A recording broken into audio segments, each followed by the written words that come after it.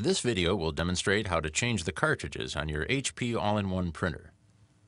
Locate the power button on the front of your HP printer. If your printer is not already turned on, press the power button.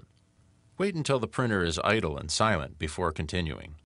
Open the cartridge door. Inside the cartridge door, you'll see two ink cartridges. The tricolor cartridge is on the left, the black cartridge is on the right. Press down on the top of the cartridge to release it. Then, pull it toward you to remove it from its slot. Now, remove the new cartridge from its packaging.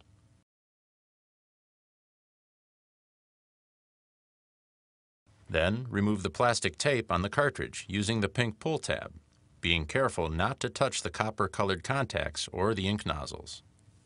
Hold the cartridge by its sides with the nozzles toward the printer and insert the cartridge into its color-coded slot until it snaps into place. Then, close the cartridge door.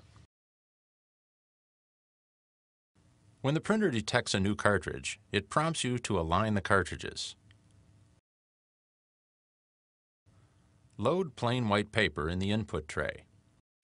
Then, press OK on the control panel to print an alignment page.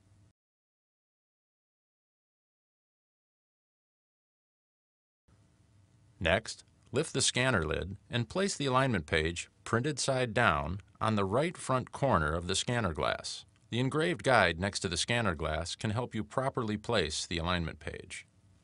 Now, close the lid and press OK on the control panel.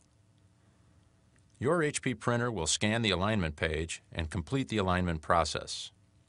Your HP printer is once again ready for use.